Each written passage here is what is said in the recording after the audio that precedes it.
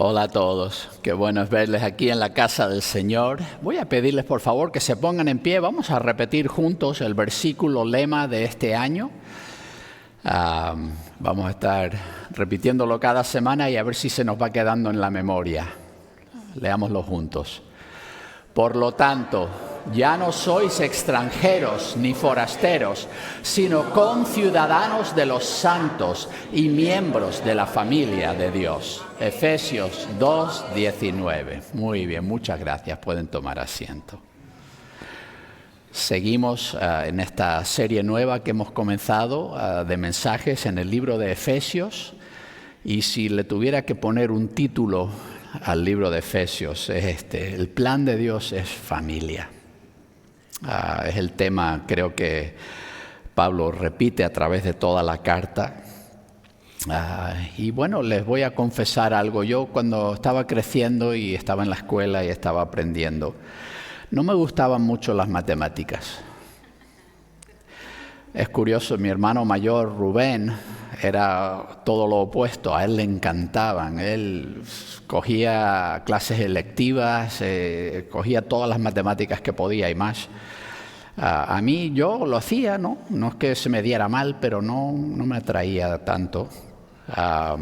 No me entusiasmaban. No sé si es que pensaba que no eran muy útiles para las cosas que a mí me interesaban. Pero ¿sabes qué? Toda mi vida me he beneficiado de lo que aprendí en clases de matemáticas, geometría, álgebra. Quizá uno piense que un artista no tiene que usar matemáticas, pero cuando estás haciendo, digamos, un método de tener una foto así y hacer una cuadrícula y pasarlo a un dibujo de este tamaño, tienes que hacer cálculos un poco más complicados que simplemente sumar o restar para decidir cómo las cuadrículas van a encajar. Y eso es solo un ejemplo. Estás colgando cosas en la pared, tienes que medir y ver y calcular dónde va una cosa, dónde va la otra. Y la verdad es que a través de los años me he dado cuenta que todas esas cosas que quizá yo pensaba que no me servían de mucho, me han servido mucho a través de los años. ¿A qué me refiero sacando este tema de cosas que a lo mejor pensamos que son muy básicas, pero a lo mejor no le vemos mucho el beneficio? Creo que me di cuenta que aprender lo básico es importante por muy buenas razones. Hay cosas básicas que son básicas por buen motivo. Así que, ¿qué es una cosa básica que se nos dice en la iglesia que tenemos que aprender? ¿Qué tal la fe y el amor? Y puede que pienses, bueno, sí, lo oigo mucho, que estas cosas son importantes, pero ¿para qué sirven? ¿En qué me beneficia el aprender estas cosas? Bueno, Pablo en el pasaje de hoy tiene algunas reflexiones acerca de este tema. Así que he titulado el mensaje de hoy: ¿a dónde conducen la fe y el amor? Estamos en Efesios, vamos a terminar el primer capítulo comenzando en el versículo 15. Por eso también yo, habiendo oído de vuestra fe en el Señor Jesús y de vuestro amor por todos los santos, les voy a advertir. ¿Se acuerdan la semana pasada que les dije que estábamos mirando la oración más larga en el Nuevo Testamento? Pues el mensaje de hoy es también una sola oración. Los versículos del 15 al 23, o sea que después de esa oración larguísima, tiene otra larga, y les voy a advertir que el siguiente sermón también va a empezar con 7 versículos, que son una tercera oración seguida, que Pablo tiene 3 oraciones seguidas aquí, que son bastante largas. Y creo que apreciamos aquí que Pablo en su tiempo en la cárcel, lleva años en la cárcel cuando escribe esta carta, ha tenido un tiempo muy largo de meditar y pensar las cosas y ver cómo todo se conecta y cómo cada cosa va con otra. Y de ahí nacen este tipo de frases tan largas, donde Pablo está manejando tantas ideas y viendo cómo todo está conectado, cómo todo es parte de una cosa importante que todo debe estar unido, debe ser parte de lo mismo y tenemos que entenderlo de esa forma. Así que el mensaje de hoy otra vez es una frase larga, pero vamos a ir mirándola pedacito por pedacito, ¿no? Y empieza conectándolo a lo que vimos la semana pasada, porque dice, por eso, también yo, por eso.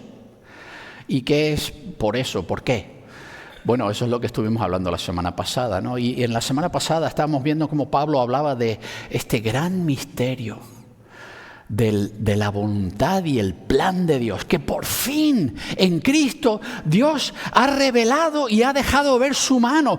¿Cuál era el propósito de Dios en todo esto que ha hecho, en toda esta creación que ha formado? Y Pablo se maravilla de que ese plan para todo, para todas, para llegar a su plenitud, todas las edades de la historia del universo y toda cosa, tanto en los cielos como en la tierra. ¿Cuál es el propósito de Dios? Este gran plan de Dios es unir todas las cosas en Cristo. Y Pablo se maravilla de cómo Dios ha unido en Cristo algo que él como judío quizá hubiera pensado de joven que jamás vería unido. Dios estaba uniendo en Cristo a judíos y gentiles. No habían dos grupos de seres humanos en el mundo más diferentes que los judíos y el resto de las naciones, que los paganos y los judíos. Tenían formas totalmente diferentes de vivir y de pensar y de entender el mundo. Y sin embargo, en Cristo, aún estas divisiones se estaban deshaciendo, disolviendo. Así que cuando Pablo dice por eso, está refiriéndose a todo esto, a este gran plan que él ha visto revelado, no solo a nivel cósmico, sino como lo ha visto expresado en la realidad de que Dios en su iglesia está uniendo a personas muy diferentes unos de otros. Por eso. Y ahora en el pasaje que miramos hoy, Pablo habla de cómo él se está comunicando con Dios acerca de la iglesia en Éfeso, los hermanos y hermanas que están en la ciudad de Éfeso. Así que, dada la realidad de lo que Dios está haciendo, Pablo dice, les voy a contar, cuando yo hablo con Dios de ustedes, estas son las cosas que me vienen a mente. Y también les va a hablar de, estas son las cosas que le estoy pidiendo a Dios por ustedes. Ese es el pasaje que estamos mirando hoy. Pablo explicando a los efesios qué es lo que él pide a Dios y qué es lo que él le dice a Dios acerca de ellos y qué es lo que le está pidiendo por ellos. Así que inicialmente él dice que ha oído de la fe de los creyentes en Éfeso en el Señor Jesús y de su amor por todos los santos. Ya les digo, Pablo en este punto seguramente lleva entre 5 y 7 años en la cárcel. Encarcelado. En todo ese tiempo, la única información que él ha recibido es si alguien venía a visitarle en prisión. Él no tenía libertad de viajar como él estaba acostumbrado. Él no tenía libertad de ir en persona a ningún lugar. Así que toda la información que le llegaba a él era si tenía la suerte de que algún hermano en la fe estuviese en la zona en la que él estaba encarcelado y hiciese el esfuerzo de acercarse a las autoridades romanas y pedir permiso para visitarle en su encarcelamiento. Pero parece ser que ha habido algo de eso durante el tiempo de Pablo en la cárcel y que ha oído que la iglesia en Éfeso sigue bien. Si se acuerdan, hemos hablado de cuando Pablo estaba en Éfeso, fueron los 2 años y medio, 3 años más poderosos de su ministerio. Y Éfeso era un centro de guerra espiritual, era un centro en toda Asia Menor, la región que los romanos habían llamado Asia Menor, hoy en día es Turquía. En toda esa región, Éfeso era la ciudad central y era la ciudad que tenía mayor influencia en toda esa zona. Y ahí estaba el gran templo de Artemis, que era 2 veces más grande que el Partenón en Atenas. Era una de las 7 maravillas del mundo antiguo y la gente estaba muy orgullosa. Imagínate la cantidad de adoración pagana, y en la ciudad había mucho interés en las magias, en sortilegios y todo ese tipo de pensamiento y cómo operar y usar poderes espirituales. Y Pablo sabe que él ha dejado atrás una iglesia que va a enfrentar guerra espiritual. Él sabe que ha dejado en Éfeso a una iglesia que va a enfrentar ataques, porque hay muchos poderes de oscuridad operando en esa ciudad de Éfeso. Por eso Jesús ha obrado tan poderosamente en esa ciudad, para demostrar que Él está por encima de todo eso. Y Pablo en estos años en la cárcel seguramente ha sido un gran alivio para él recibir noticias de que la iglesia en Éfeso sigue bien, que no han abandonado su fe, su confianza en el Señor Jesús, sino que en medio de todo lo que él sabe que tienen que estar enfrentando, se han mantenido firmes en esa fe. Han seguido confiando en Jesús como su Señor, como su Rey, como el dueño de sus vidas. Y habla también de que ha oído informe de su amor por todos los santos. Pablo acaba de hablar en los versículos inmediatamente anteriores a estos de la realidad de cómo Jesús ha obrado en los que primero creyeron en Él, los judíos, pero también en ustedes. En vosotros, dice Pablo, Él ha obrado de la misma manera y os ha dado su mismo espíritu, que os ha sellado y ha hecho parte de esta única familia de Dios. Así que cuando Él dice que he oído de vuestro amor por todos los santos, lo que se refiere es que ha oído, y esto para Pablo ha sido noticia buenísima, que se han negado a permitir que la iglesia se divida. Y que tengamos por este lado a los judíos y por este lado a los gentiles. Vamos a amar a los que son como nosotros y los otros que se busquen la vida. No, Pablo ha oído informes de que ellos han mantenido un amor y han hecho el esfuerzo que requiere el amar a personas muy diferentes de nosotros en Cristo y en la iglesia. Tristemente, la historia de la iglesia está marcada por demasiados que han pretendido vivir la fe cristiana, pero se han negado a amar a todos los santos y se han querido limitar a amar a los santos que son como ellos. Pero Pablo celebra que ellos han mantenido este amor por todos los santos. Estos son 2 pilares de la vida cristiana, nuestra fe en Dios y nuestro amor unos por otros. ¿Y por qué son tan importantes estas 2 cosas? Bueno, la fe en Dios es lo que sustenta nuestro caminar con Dios y nuestra participación en el reino de Dios y en la familia de Dios. Esa fe para con Dios es lo que de eso emana todo lo demás. Pero la fe en Dios tiene que resultar en un cambio en cómo nos estamos comportando unos con otros, y de ahí sale el llamado a amarnos unos a otros y amar a todos los santos, no solamente a los que me convienen o a los que me gustan, sino a todos los santos, extender ese amor a todos, y en eso vamos creciendo en nuestra apreciación de la belleza de quien es Cristo, porque observamos en la vida de una persona muy diferente a mí. Observo cómo la luz de Cristo se ve tan diferente y tiene matices tan diferentes a los que yo conozco personalmente en mi vida y corazón. Y va ampliándose mi conocimiento de Dios al ver cómo Dios está obrando en las vidas de los que estoy amando en Cristo, y al Dios llenarme de su amor para con los demás, y al yo entrar en ese amor con otros, estoy también creciendo en mi capacidad de conocer a Dios y de ejercer mi fe en Dios. Es como un ciclo que una cosa alimenta a la otra, y es imposible. Ninguna de estas 2 cosas funciona sin la otra. Mi capacidad de amar a todos los santos depende de mi confianza en Dios, depende de mi conexión con Dios, porque Dios es el que me capacita y por su Espíritu Santo me llena de ese amor sobrenatural para con los demás. Así que si tratamos de amar al prójimo, pero dejamos a Dios de lado, no vamos a lograrlo, porque no somos capaces por nuestras propias fuerzas de amar como debemos. Y si buscamos amar sin Dios, no vamos a hacerlo bien. Pero si buscamos a Dios y nos negamos a amar a los demás, tampoco vamos a conocer a Dios. Tampoco vamos a complacer a Dios, porque Dios lo que quiere, y este es el gran misterio de su voluntad revelado por fin en Cristo, ¿no? Es unir todas las cosas en Cristo.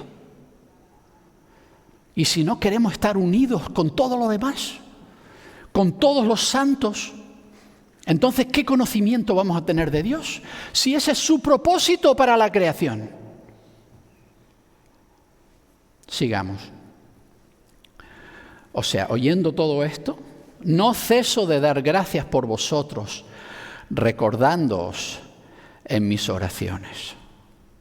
Pablo está ahí en la cárcel, y cuando él piensa en sus hermanos y hermanas en Éfeso, que hace años que no los ha podido ver, él dice, yo no dejo de dar gracias por vosotros. Cada vez que recuerdo y cada vez que oigo que siguen fieles en el Señor Jesús y que Dios sigue obrando en ese lugar tan importante donde Dios me permitió servir, que todavía Dios está obrando entre sus hijos allí y la cosa sigue adelante. Cada vez que lo pienso, no puedo dejar de darle gracias a Dios.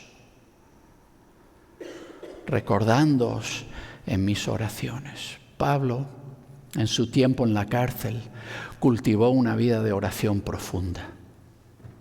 Hay veces, bueno, yo sé que Pablo, aun cuando estaba en medio de su ministerio, él oraba mucho. Él habla de eso en otras cartas, que él está orando continuamente. O sea, no es como que no es hasta que acabó en la cárcel que empezó a orar Pablo. Pero imagino que dado que no tenía otra cosa que hacer, seguramente su vida de oración profundizó en esos años en que él estuvo en la cárcel. Y en esa vida de oración, nota el tipo de corazón que Pablo estaba desarrollando en su conversación con Dios. Él está pensando en lo que Dios está haciendo en la vida de los demás y dando gracias continuamente. Dice, no puedo dejar de dar gracias por ustedes. Ponte un momento en el lugar de Pablo. Estás ahí en la cárcel acusado injustamente. Una acusación falsa, has acabado en la cárcel y lo que deberían haber sido horas se convierten en días y lo que deberían haber sido días se convierten en meses y los meses se convierten en años y todavía estás ahí. Y lo que quieres estar haciendo, lo que amas hacer, la obra del Señor que quieres estar haciendo, no puedes hacerla. Estás encerrado, encarcelado. ¿A qué estarías dedicando tu tiempo de oración en esa situación? Creo que para muchos de nosotros nuestra vida de oración se convertiría en una queja continua, ¿no? Dios, ¿por qué? ¿Hasta cuándo? No sabes que quiero servirte, que quiero hacer cosas, estoy aquí encerrado. ¿Por qué no haces algo, Dios? Pero Pablo no habla de ese tipo de oración. Lo que Pablo ha cultivado en su encarcelamiento es una actitud de gratitud. Y él piensa en todo lo que Dios ha hecho y todas las cosas de las cuales Dios le ha permitido formar parte. A él que no era digno de ser partícipe en nada de esto porque él había perseguido a la iglesia de Dios. Él era un enemigo de Jesucristo y Dios en su misericordia le concedió el perdón y le incluyó en su plan. Así que Pablo, aunque está en la cárcel por años, cada vez que él ora y piensa en sus hermanos y hermanas y lo que Dios ha hecho en las vidas de esas personas y le ha permitido a él ser parte de ello, él dice, no puedo dejar de darle gracias a Dios. Dios ha sido tan bueno conmigo. Y él se siente tan privilegiado de haber podido participar en esto y de saber lo bueno que Dios está haciendo. La gratitud es una virtud que tenemos que aprender a desarrollar.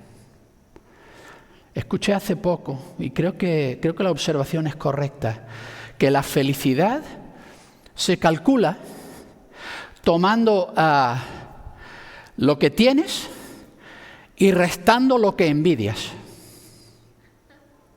¿No? Porque si lo piensas, en cualquier medida nos comparamos con cualquier ser humano en la historia de la humanidad y el más pobre de nosotros vive como un rey en comparación con lo que la mayoría de los seres humanos han vivido en toda la historia. Tenemos un nivel de privilegio nunca conocido en la historia humana, pero tantos somos muy infelices. ¿Por qué? Porque no estamos agradecidos por lo que Dios nos ha dado. Estamos solamente pensando en lo que no tenemos, en lo que Dios no me ha dado. Pablo podía haber dicho, yo no puedo estar con la gente, yo no puedo predicar como a mí me gusta, yo no puedo tener compañerismo con los hermanos. Él podía haber estado todo el día quejándose. Pero él cultivó la gratitud. Gracias, Dios, por lo bueno que tú has hecho en mi vida, por permitirme ser parte de ello, de cualquier forma. Y cuando uno elige desarrollar ese tipo de cosas, es como desarrollar un buen paladar. Hay dos formas de consumir, ¿no? Una es comértelo todo a ver con qué rapidez puede pasar de aquí al estómago, ¿no? ¿Cómo puedo reducir el tiempo entre boca y estómago? Esa es una forma de comer. Pero ¿sabes quién de verdad disfruta la comida? El que aprende a saborearla. El que piensa en los sabores, en los diferentes matices de cada cosa y aprecia cada cosa. Y la vida es así. Y la gratitud es la forma en que vamos desarrollando un paladar para saborear lo bueno que Dios ha puesto en nuestras vidas. Demasiadas veces queremos simplemente comérnoslo de golpe y pasar a lo siguiente. Más. Y ni siquiera nos detenemos a apreciar lo que Dios ha puesto, el manjar que Dios ha puesto delante nuestra. Les animo a que, como Pablo, vayan desarrollando un paladar por medio de la gratitud.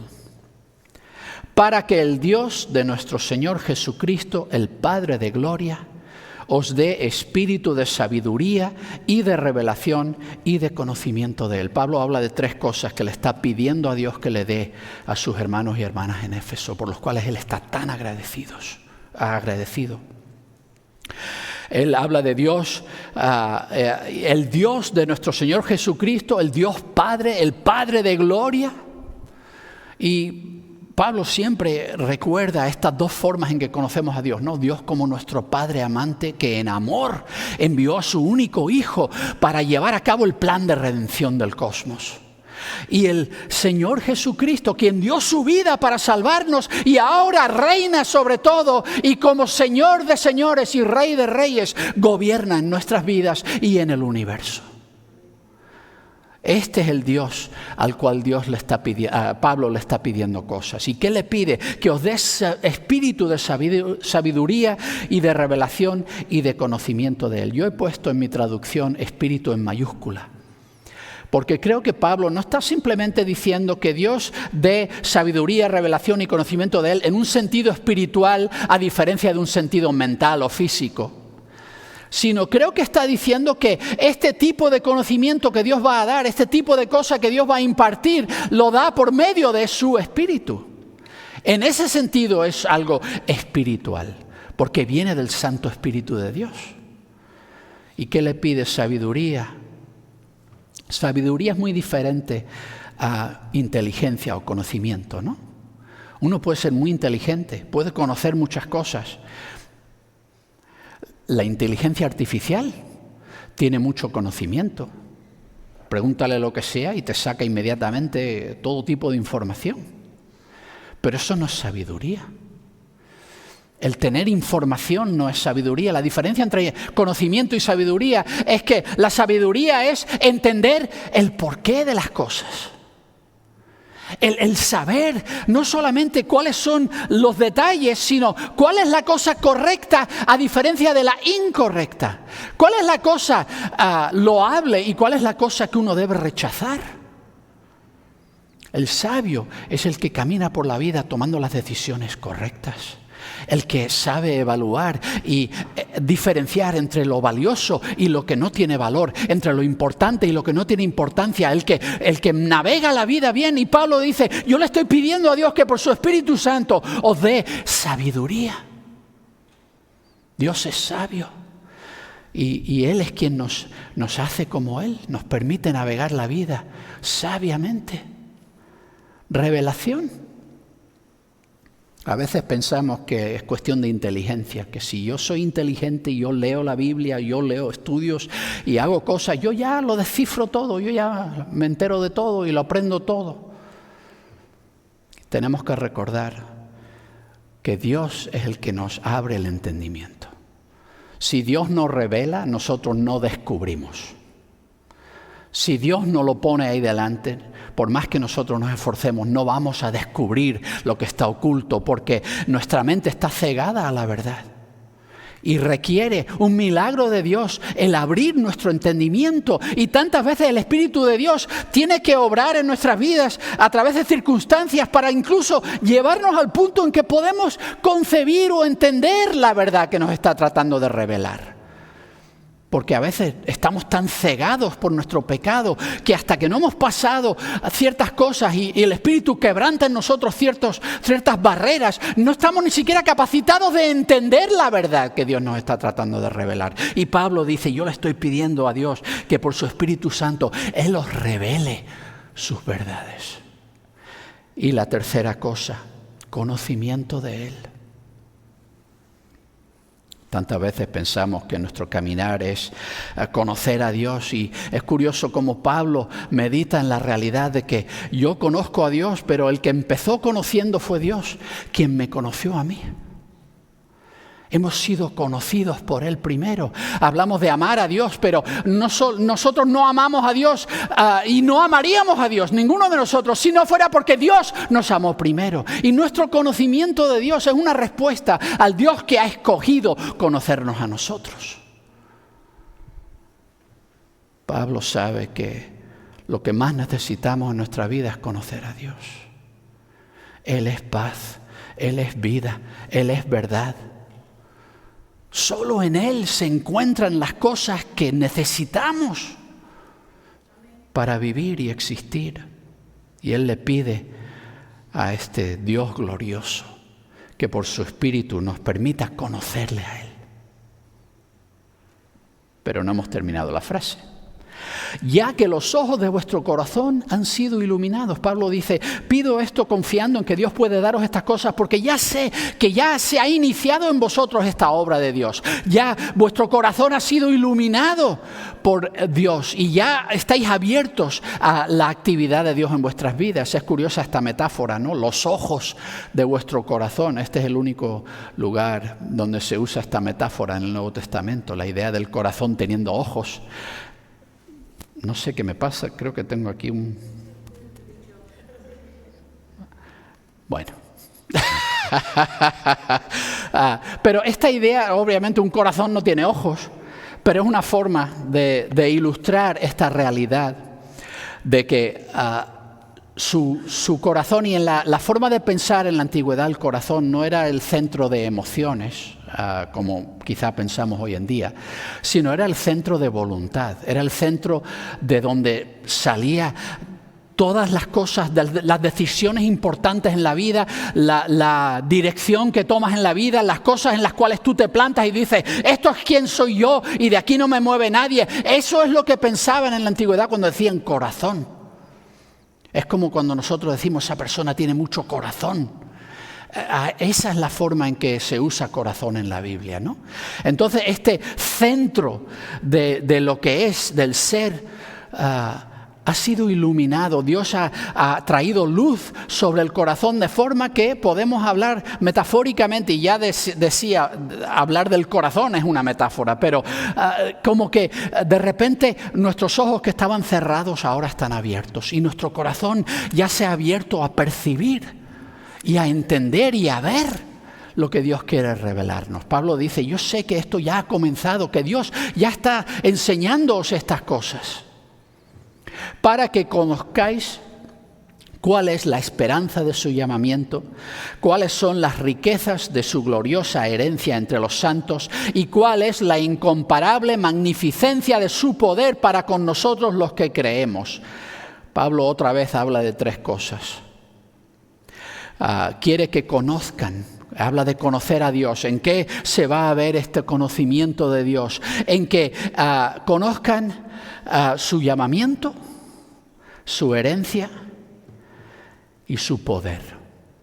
Y en cada una de estas tres cosas Pablo usa una construcción gramatical. Se me fue la palabra. ¿Cómo se dice? Genitiva, ¿no? La esperanza de su llamamiento, las riquezas de su gloriosa herencia en los santos y la incomparable magnificencia de su poder. O sea que como que une dos palabras, ¿no? Esperanza y llamamiento, une riqueza y herencia, y une magnificencia y poder. ¿Y a qué se refiere Pablo con todo esto? Me parece muy curioso que Pablo esté pidiendo por ellos que Dios les permita conocer la esperanza de su llamamiento. Si Pablo lleva entre 5 y 7 años en la cárcel solo, ¿qué crees que él piensa? Porque sabemos su plan, ¿no? Su plan era entregar esa ofrenda en Jerusalén, luego volver a Roma y que las iglesias de Roma le enviasen y él emprendiese un ministerio hacia al lado oeste del Imperio Romano, llegando hasta España para proclamar el Evangelio en toda esa región romana que aún no había recibido el Evangelio, pero acaba en la cárcel y pasan años y todavía está en la cárcel. Y seguro que Pablo está pensando, yo no sé si voy a volver a estar en una iglesia con hermanos y hermanas. Yo no sé si volveré alguna vez a predicar en una sinagoga o en una agora. Y quizá Pablo en sus días más oscuros de encarcelamiento está pensando, a lo mejor Dios se ha olvidado de mí. Porque cuando Cristo llamó a Pablo le dijo, te voy a enviar a los gentiles para que ellos sepan de mí. Pero ahora Pablo está encarcelado y no puede llevar a cabo esa labor. ¿Qué pasa? ¿Se olvidó Dios de su llamamiento? Dios abandonó el llamamiento de Pablo, ya lo dejó descartado. Cuando Pablo habla, estoy pidiendo que Dios os dé conocimiento de la esperanza de vuestro llamamiento. Es algo que él ha estado descubriendo en sus años en cárcel. ¿Y sabes por qué Pablo no ha desesperado? No ha pensado, no, Dios se ha olvidado de mí, Dios me llamó a hacer algo, pero ya ese llamamiento ha quedado anulado, ha quedado cancelado, las situaciones de mi vida, obviamente Dios ya no quiere cuentas conmigo, Dios ya no quiere hacer nada conmigo. Pablo no piensa nada de eso. Porque al él ir conociendo la naturaleza del Dios que hace este llamado, se ha dado cuenta de que hay una esperanza que va en ese llamamiento. Porque el que nos llama es un Dios eterno, cuyos propósitos gloriosos, por fin revelados en Cristo, son propósitos eternos y van a suceder sí o sí. No hay forma de frustrar los planes de Dios porque Jesús ya ha vencido y ya reina. No estamos en duda de a lo mejor sale bien o a lo mejor sale mal. No, ya sabemos cómo acaba la historia. Y da igual la situación actual en la que nos encontremos, aunque llevemos 7 años sentados en una celda, todavía sabemos que el Dios que me llamó ha seguido su llamado porque ese llamado es eterno. Y nunca desesperamos. Eso es a lo que se refiere Pablo cuando habla de la esperanza de nuestro llamamiento. Lo que Dios nos ha llamado a hacer. A veces parece que estamos fracasando, a veces parece que la iglesia no es lo que entendemos que debe ser y que nuestra vida no es lo que entendemos a lo cual Dios nos había llamado y podemos desesperar. Y Pablo dice, no, yo quiero que Dios os llene de un conocimiento de la esperanza que hay en tu llamamiento. Porque Dios nos ha llamado a la eternidad. Habla de esta herencia, las riquezas de esta gloriosa herencia en los santos. Y ya vimos en la semana pasada a qué se refiere Pablo cuando habla de herencia, ¿no? ¿Quién es el que hereda? Según Pablo, Dios es el que hereda. Y nosotros, Los santos somos su herencia. Somos su terreno que Él se ha asignado a sí mismo, lo que le pertenece a Él. Cristo murió en la cruz para comprarnos para sí, para Dios hacer de nosotros su gloriosa herencia. Pablo dice, yo le pido a Dios que os permita conocerle y al conocerle a Él, que seáis conscientes de lo rica que es esta herencia en los santos. Lo rica y gloriosa que es esta herencia en los santos. A veces no apreciamos lo que somos en Cristo. No apreciamos la belleza de lo que Dios está haciendo entre nosotros al unir nuestras vidas como lo está haciendo en la iglesia. Esta herencia que somos de Dios, esta realidad, pueblo suyo somos. Heredad de Dios somos nosotros, que Pablo dice que entendáis lo glorioso, la profundidad de riqueza que hay en lo que Dios ha hecho de vosotros. A veces no apreciamos la gloria de lo que Dios está haciendo de nosotros. Y habla de la incomparable magnificencia. ¿Te da la impresión de que a Pablo le faltan palabras para expresar lo grandioso que es lo que está diciendo? La incomparable magnificencia de su poder. Y que este es el poder de Dios que está obrando en nosotros los que creemos. Y Pablo habla bastante del poder, como que desglosa un poco más este punto que los otros dos. Cuando está hablando del poder de Dios que está obrando en nosotros, dice, según la operación del dominio de su fuerza, el cual obró en Cristo, resucitándolo de entre los muertos y sentándolo a su diestra en las regiones celestiales, muy por encima de todo principado, autoridad, poderío, señorío y todo nombre que se nombre. No solo en esta era, sino también en la venidera. Cuando hablamos de apreciar la incomparable magnificencia del poder de Dios que obra en nosotros los que creemos, Pablo dice, ¿a qué me refiero? Bueno, estoy hablando del mismo poder que levantó a Cristo de la muerte. ¿Sabes que en toda la historia del cosmos solo ha habido una resurrección? Ni siquiera Adán y Eva eran inmortales. El árbol de la vida representaba un potencial que nunca se realizó. Ellos nunca llegaron a ser seres humanos inmortales. Cristo fue el primer ser humano hecho inmortal en su resurrección.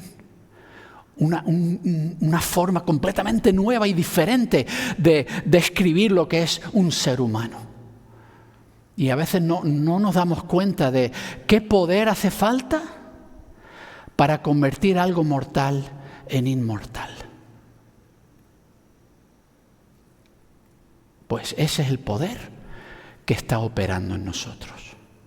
Y no solo resucitó a Cristo inmortal, sino lo elevó y lo puso por encima de todo.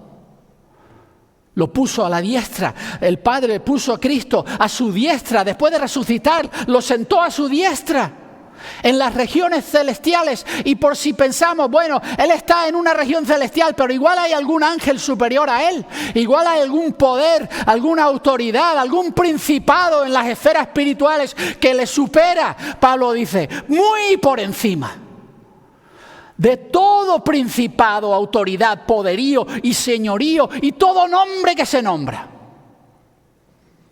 Os dije que Éfeso era una ciudad sumida en sortilegios y magia. Y una de las cosas que ellos valoraban mucho era conocer nombres de seres poderosos, porque usar esos nombres te daba a ti poder.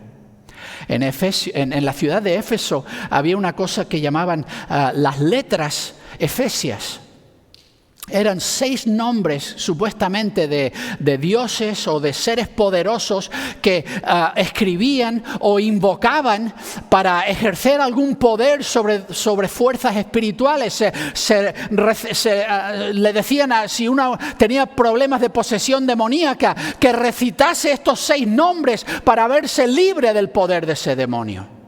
Los atletas en Éfeso se inscribían esos 6 nombres y los llevaban encima suya para darles victoria en sus competiciones. Y los éfesos tenían esta idea de que los nombres tienen poder, de que hay nombres poderosos a los cuales uno puede apelar. Y Pablo dice, no, el poder que yo estoy diciendo que Dios está operando en vosotros es tan superior a todo lo demás que habéis estado oyendo. Y este poder es el que elevó a Cristo y le sentó en una posición de autoridad absoluta sobre todo otro poder y todo otro nombre, cualquier nombre que se nombre. Y por si no ha explicado suficientemente bien a qué nivel de autoridad estamos viendo sentado a Jesús, no solo en esta era, sino también en la era venidera. Y Pablo, su pensamiento judío era que la historia realmente se puede dividir en 2 grandes eras. Está la presente era malvada. Y llegará un momento en que el Mesías inaugurará la nueva era en la que todo el mal será erradicado y toda fuerza del mal derrotada y no habrá nada más que bien y paz eternamente.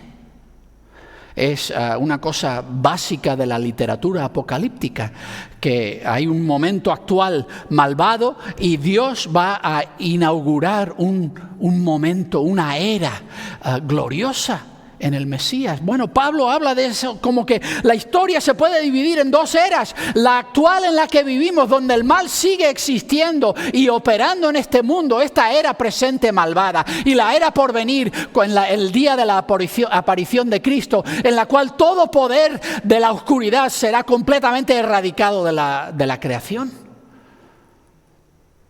Y dice, Jesús goza de esta posición primaria por encima de todo, no solo en este momento, sino lo va a hacer en la eternidad igualmente, en la era venidera igual. Ese es el poder de Dios que está operando en nosotros. ¿Sabes cuál es nuestro problema? Nuestro problema no es que Dios no obre con poder, es que Dios no hace lo que a mí me da la gana. Y me quejo de las cosas que yo le estoy pidiendo a Dios, no me las está haciendo. Por tanto, tengo la desfachatez de decir, a lo mejor es que Dios no tiene el poder necesario para hacerlo. Dios no es poderoso porque si no haría esto. Eso es absurdo. Cristo ya reina sobre todo. No tienes que preocuparte en aprender nombres de demonios o de ángeles o de santos. Olvídate de todo eso porque ya conoces el nombre sobre todo nombre y puedes apelar directamente al que es más poderoso que ningún otro. Así que ¿para qué perder tiempo con cualquier otro nombre? Olvídate de eso. Y Pablo dice, yo le pido a Dios que conozcáis la incomparable magnificencia del poder de Cristo que está obrando en vuestras vidas. Que entendamos su gran poder. Y vamos a terminar la frase. Y sometió todas las cosas debajo de sus pies y le dio por cabeza sobre todas las cosas a la iglesia, la cual es su cuerpo, la plenitud de aquel que lo llena, que todo lo llena en todo. Este Cristo tan poderoso, por encima de todo nombre, todo poder, toda autoridad, todo señorío, todo principado, por encima, muy por encima, no simplemente raspado, sino que hay una distancia enorme entre él y el siguiente. Dice que el Padre sometió todo bajo sus pies. Y luego, el Padre tomó a este poderoso, glorioso Rey de reyes, Señor de señores, y le dijo a la iglesia, toma, os doy a Cristo. Lo pongo por cabeza sobre vosotros. Y sí, Cristo es cabeza sobre todas las cosas están siendo reunidas en Él, pero la iglesia tiene una relación con Cristo como cabeza única porque nosotros somos su cuerpo. Hay un nivel de conexión en propósito y operación de Dios en el mundo que es especial. Y el Padre nos ha dado este don, que es este glorioso Señor Jesús como cabeza sobre nosotros, para dirigir, para guiar, para instruir, para ordenar, para darle forma a lo que somos como individuos y colectivamente como cuerpo suyo. Este que es la plenitud. La iglesia acaba siendo la plenitud de aquel que todo lo llena en todo. Y Pablo quiere que entendamos lo glorioso que es formar parte de la familia de Dios, de lo que Dios está haciendo en el universo. Dios nos llama a que confiemos en Él. Y que a que escojamos obrar para con Él en fe, en confianza. Nos llama a que ejerzamos un amor genuino unos con otros, no solo con el que es muy parecido a mí, sino con todos los santos. Y sabemos que al ir creciendo en nuestro amor unos con otros, profundiza también nuestro conocimiento de Él. Nos concede sabiduría, nos revela cosas, nos llama a la eternidad, nos llena de una esperanza eterna, inquebrantable. Nos ha hecho su herencia, nos ha llamado a amar a todos los santos y a entender cuán gloriosa es esta herencia que somos en Él. Y Dios ha puesto todo poder y toda autoridad en Jesucristo y lo está reuniendo todo bajo sus pies.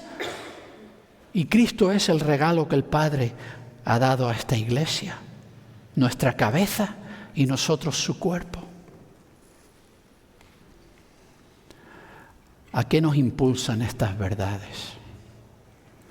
Creo que nos llama esto a sumergirnos plenamente en buscar caminar en esa fe genuina en Dios. No en lo que yo pretendo o en lo que yo pienso, sino rendir completamente mi vida al conocimiento del Dios eterno que me ha llamado. Buscar y perseguir la fe en Dios y hacer de eso lo primario en mi vida, no una cosa que meto ahí un cachito en el domingo por la mañana si me da la casualidad de que no tengo nada más que hacer, voy a darle un poquito de tiempo a Dios. Así no vas a conocer a Dios. Pero realmente desarrollar una vida de fe en Dios, de búsqueda de Él. Y una vida entregada a profundizar en este amor para con todos los santos, que simplemente va a ayudarnos a entender más quién es Dios. Nos va a exponer a más matices gloriosos de este Señor tan grande que lo llena todo en todo. Confiando en Él, teniendo fe en Él y amándonos unos a otros, crecemos en nuestro conocimiento de Él. Vamos a cantar un canto. Este es nuestro tiempo de responder a la palabra de Dios y quiero invitarte a que mientras cantamos esta canción vengas y el altar está abierto. Ven, arrodíllate y dile a Dios lo que Él necesita escuchar de ti en esta mañana. Entrégale tu corazón, ríndete a sus propósitos y pídele, como Pablo pedía, que por su Espíritu te abra el corazón a todas estas cosas y que obre en tu vida. Vamos a ponernos de pie. Ven mientras